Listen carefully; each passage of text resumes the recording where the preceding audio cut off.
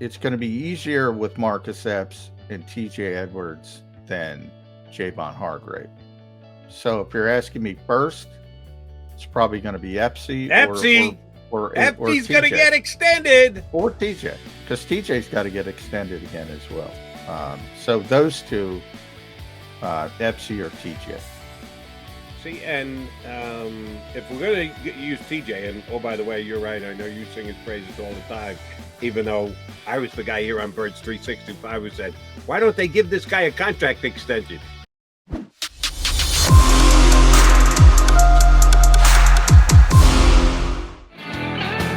You got John McMullen and Jody McDonald, your Mac and Max Birds 365 guys here on the JAKIB Media YouTube channel. This is Birds 365.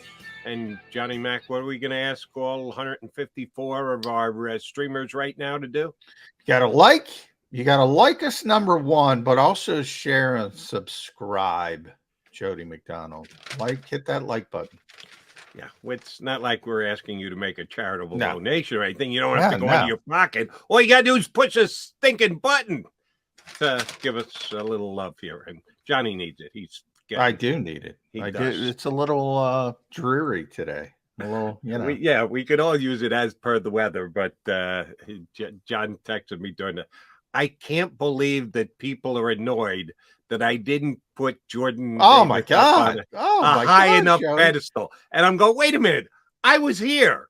I listened to McMullen bend over backwards to give this kid credit, and you're telling me you got some social media response that because you compared him to Vita Vea, that wasn't enough. You didn't put him on a high enough pedestal. It was. I think I said the social media people here at JAKIB Sports put up something I said on the show, which was basically, I think there's about 10 players every year who come into the NFL with the potential of Jordan Davis, all pro essentially potential, which is not a lot, not a lot, but evidently it's for some people. Now, most people just, liked it and were hyped up about it. There were other people, 10? Really? You think there's 10 people like Jordan Davis in the NFL draft? And I'm like, you think that's an insult? I'm looking around. I just, and that's where it was just weird. And I texted you about Quez Watkins. There's people telling me Quez Watkins is better than Tyler Boyd on Cincinnati, who has been a really good receiver in this league now for a real long time. Well, he's got Joe Burrow. He was a 2-time 1,000-yard receiver before Joe Burrow showed up in Cincinnati. He's good. And Quez Watkins has done, give me this, Jody. Zip. Yeah, he had a nice season as a wide receiver 2, as a wide receiver 3, because Cincinnati was able to get Jamar Chase and they have T. Higgins. Now, granted, he's got Joe Burrow. Tyler Boyd puts up bigger numbers as a wide receiver 3. He's a great route runner. People have no idea. And it's not fair to Quez Watkins, by the way, to expect him to be Tyler Boyd. It's absurd. And this is where I think the expectations are getting out of control. The other one is Kenny Gainwell. I mean, Kenny Gainwell's not going to be the running back on this team. The running back, the RB1, is Miles Sanders. Here's what you hope for with Kenny Gainwell. Improvement in third downs and hurry up. That's what the Eagles want him to be. That's what the Eagles want. And guess what?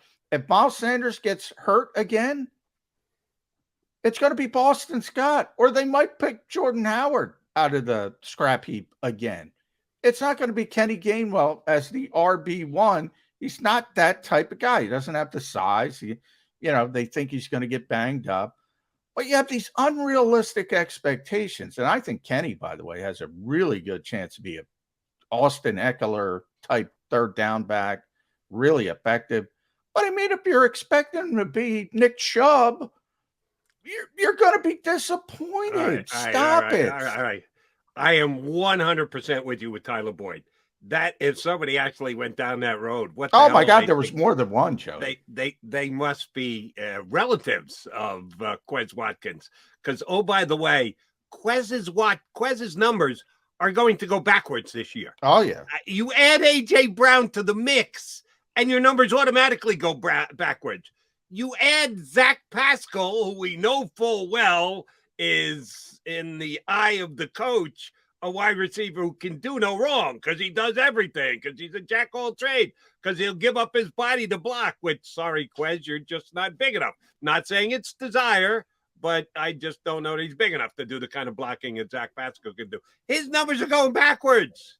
As you laid it out, Tyler Boyd's numbers went backwards as he was replaced by better guys. So, you think A.J. Brown's going to come in here and Quez's numbers are going to get better?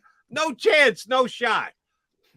And I'm a Miles Sanders guy. You know, I like Miles. I'm rooting for Miles. I hope you are 100% right that Miles Sanders stays healthy and has a productive season. The staying healthy part does scare me a little bit. And that's why I will say, oh, yeah, you use the perfect comp. Austin Eckler. Austin Eckler was the third down back for the Chargers.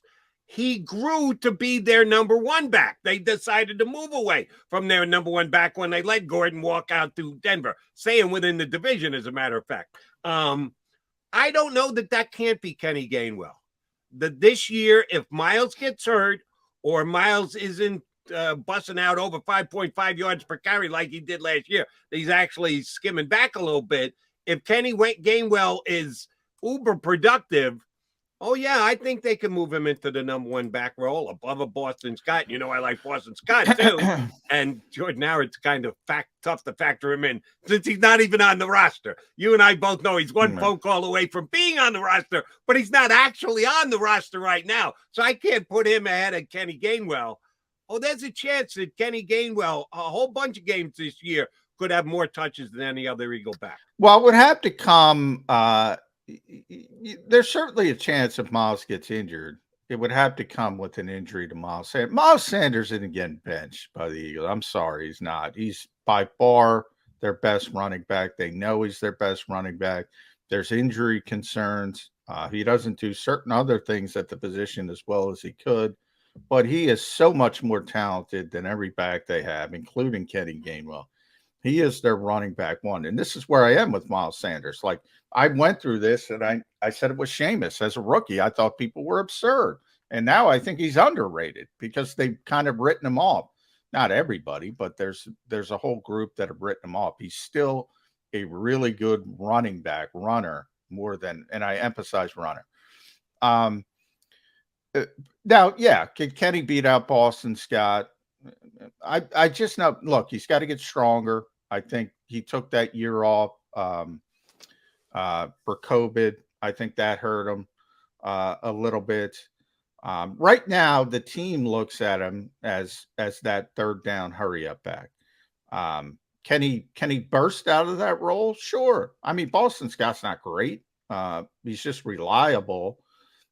So if an injury pops up, yeah, it's possible. But where I get derailed, and I say this about Miles, never mind Kenny Gainwell. If you're expecting Nick Stinkin' Chubb, I just explained it. These players don't exist anymore.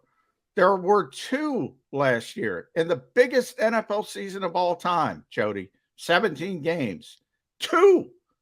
And you're expecting Kenny Gainwell or never mind Kenny Gainwell, Miles Sanders or Kenny Gainwell or Boston Scott or Jordan Howard, whoever we want to throw out there to be Nick Chubb or Jonathan Taylor, ain't happening.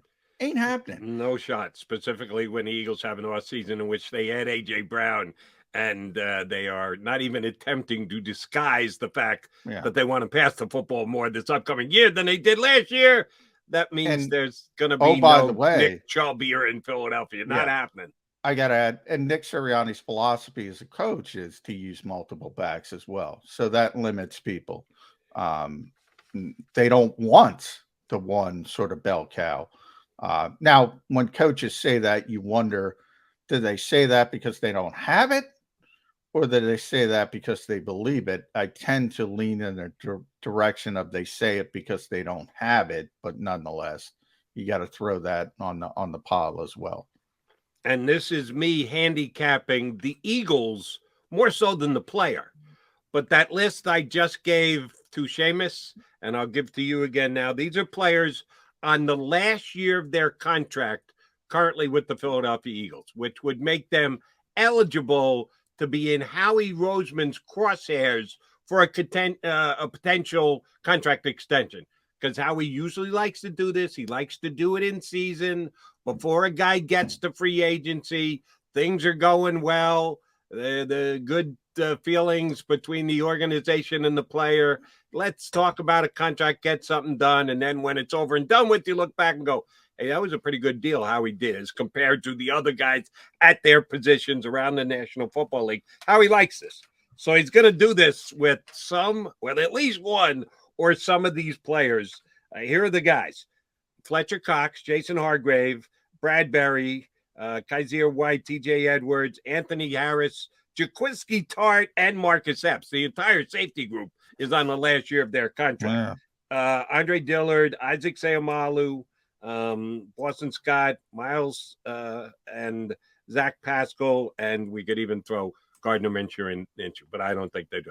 Gardner might be the one guy that I would rank below Miles Sanders in getting a potential contract extension, because I just think the Eagles are going to go a different direction. And I don't think Gardner's going to want to just sit here and go, oh, yeah, okay, I'll back up either Jalen Hurts or the first-round draft pick that you're going to take at the quarterback position. No. He's going to want to go elsewhere, no matter how much Howie or anybody in the organization tells Gardner believes in himself. You don't have to worry about Gardner signing. Right. He's not the non-contract extension will be more on the player side than on the Eagles side.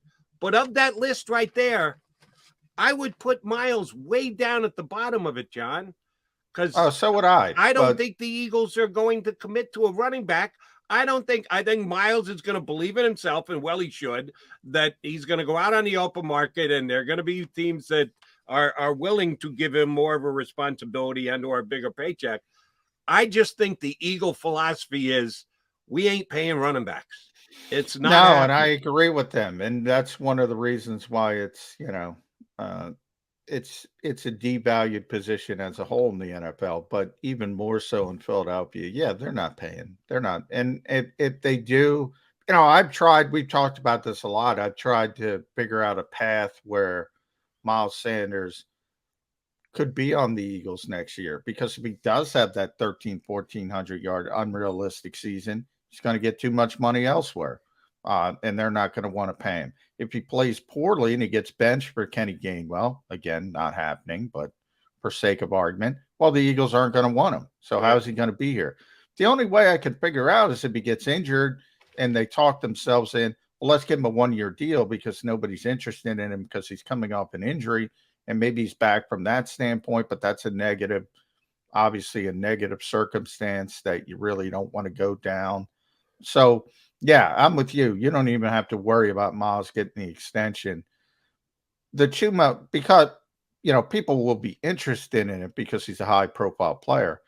It's not going to happen. To me, it comes down to Javon Hargrave. What do you do with him? He's a more difficult one. What you said before with Seamus is you hit the nail on the head. Think about last year. Jordan got done first. Josh Sweat got done second. Then I believe Goddard and Maddox were back to back in November. So, that was a little bit it was easier with Mailata and Sweat than Goddard. It's going to be easier with Marcus Epps and TJ Edwards than Javon Hargrave. So if you're asking me first, it's probably going to be Epsy. Or Epsy's going to get extended. Or TJ, because TJ's got to get extended again as well. So those two, Epsy or TJ. See, and if we're going to use TJ, and oh, by the way, you're right. I know you sing his praises all the time, even though I was the guy here on Birds 365 who said, Why don't they give this guy a contract extension? And within 2 weeks, they'd given him a contract extension. Well, they did, and they did. They just wiped out his restricted year, which is they gave him the money early. Right. He wasn't under contract. Yeah. He was under control, but he wasn't under contract. The Eagles put him under contract, so that's considered a contract extension. And I thought it was an excellent move at the time. But now looking back at it, should they have attempted to go with a multi-year contract for TJ Edwards? I know that every team, this is not just an Eagle thing, this is every team in the National Football League, love the flexibility of just the 1-year deal and the ability to just move on and go in another direction. But the Eagles themselves go multi-year contracts on other guys. Dallas Goedert, they go. It's not like they never give anyone a multi-year contract. They do it for specific people. Should they have gone multi-year with Edwards? It was different because he was undrafted. They didn't have to. Bottom line, those guys were going to be unrestricted, so there's more of an impetus. Worst case scenario, he would have been restricted. You could just bring him back with the tender, and they just gave him that. Essentially, they gave him the second round tender early, so it was more of a bookkeeping thing. But now he's in the position as an undrafted guy. He's in the position that as drafted guys, Jordan, Josh, Avonte, and Dallas were last year. Now he's in that position. He's scheduled to be an unrestricted free agent next year. So now there's more of an impetus to get the multi-year deal done if they want to get it done. They don't want to get it done. There's not an impetus. But all right, but you're dodging my question here. He had the season that he had. They could have, when they did the as you don't want to call it an extension or describe it any way you want. You're right. He couldn't have walked away. They still had control of him, but they didn't have him under contract. They could have done a multi-year deal. They probably didn't know he was going to be able to rack up as many tackles as he did in the second half of the season, and now his production level is what it is. Should they have added another year on there? If now everything's a negotiation, they don't just dictate to Edwards what he's going to play for. So it would have had to been a contract. And yes, his agent would have been negotiating a potential unrestricted year out there. Did the Eagles miss the boat not making it a? Yeah, it's an interesting question. I have to look into this. I don't think they could have given him a multi-year extension because of the CBA, because he was undrafted. Again, there's rules. Really, you don't think they could have given him a multi-year deal?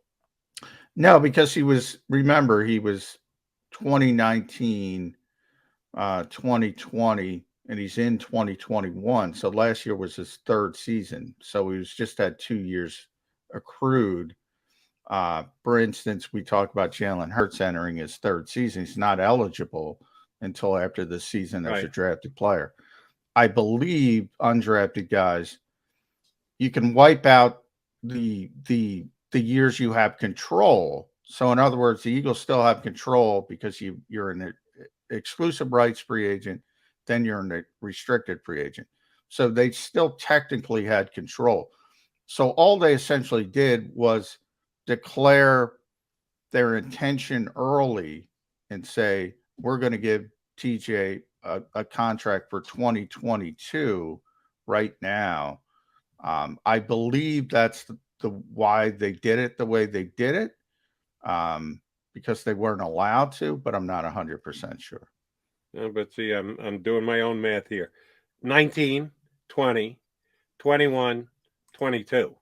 So those are the 4 years. If you're a non-first round pick, the control that you have over players for 4 years, 2023 would have been his fifth year. And that's why he will be a unrestricted free agent. You think that if you're in that period, that first 4 year period, you can extend past to the fifth year? No, the third year. The third year is the key. And that's where we are with Jalen Hurts. So you can do the extension after the third year. And that's where the Eagles were with Josh and Jordan and Avante and Dallas. I do not believe you can do the multi-year. I think the difference with undrafted free agents, and again, I'll double check. I'll ask Joel Corey. I think the difference is with undrafted free agents, you can go early as long as you have control over the player. In other words, you have these exclusive rights years, you have restricted years. So if you just let him play out the deal last year, he would have been a restricted free agent this year, and the Eagles would have had to make a decision. Do you want to tender him? You can tender him at a first round level. You can tender him at a second round level. You can tender him at an original round level. In the case of TJ, he was undrafted. So they could have offered him essentially what they gave him, as I said, was a second round tender. And they gave him that early, which is, a pat on the back, job well done. Yeah. I do not believe they could have offered him a multi-year extension, but I'm not 100% on that. But I think that's the rule. Check with your contract guy. All right, he's John McMullen. I'm Jody McDonald. We still got 45 minutes left. The Birds 365 on this Thursday edition. We're going to spend it if we get him up in the green room. He just texted me and said he should be good to go. We're expecting to talk to one of the best NFL reporters from NFL Network and writing for NFL.com as well. Philly guy Mike Garafolo is going to join us next here on Birds 365.